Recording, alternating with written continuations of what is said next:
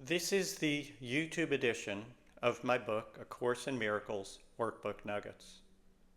Workbook Nuggets was written to be a commentary or study aid for the course's workbook for students. I'll begin by reading the book's full commentary on today's workbook lesson over a visual of the book's text. I'll then return with some impromptu thoughts and comments on today's lesson and my commentary. A link to the book on Amazon.com is provided below. Lesson 135, May 15. If I defend myself, I am attacked. If you defend yourself, you are acknowledging the reality of the attack. You are giving up home field advantage by agreeing to play in the Earth's arena. You are also guaranteeing that you will lose.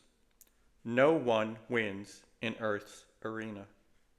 You can be born with every advantage and ability and then have the most amazing run of luck for 100 years. But you will still lose. You still end up with nothing. Do not strain to produce elaborate plans of protection. That is your ego doing such planning, and ultimately it will fail. Instead, learn to hear and listen to the one self who speaks from beyond the strife and chaos of the world. You will then learn that you need no defenses. You are forever safe in heaven as a child of God. The workbook is helping you to remember that this is the truth. It is the world that is insane.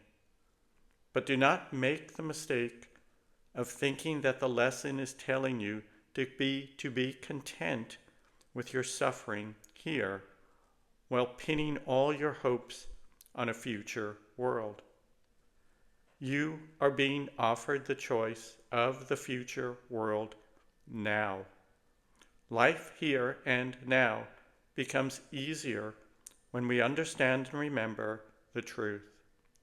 For then we have all the knowledge and power of the one behind us, and we cannot fail.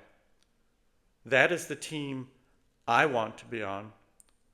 That is the arena I want to be playing in. The title to the lesson is, If I Defend Myself, I Am Attacked. Yesterday, we discussed that seeing a sin in someone makes sin real to you and brings sin into your world.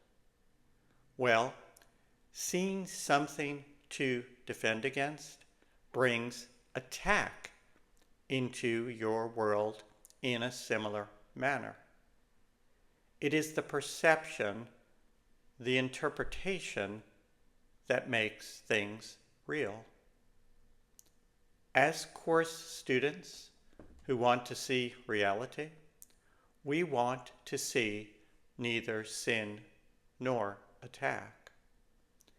If you see either of those, we know only one thing for sure. We are seeing from our ego. We are firmly entrenched in the illusion. Congratulations. Having the presence of mind or awareness to recognize that your ego is driving the bus means that you are not entirely lost in the illusion.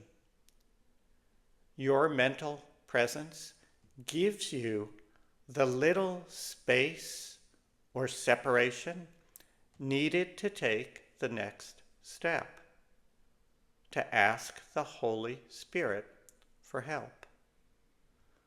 Let the Holy Spirit, rather than your ego, decide what you will do and say. When I am asked, how exactly do you turn something over to the Holy Spirit?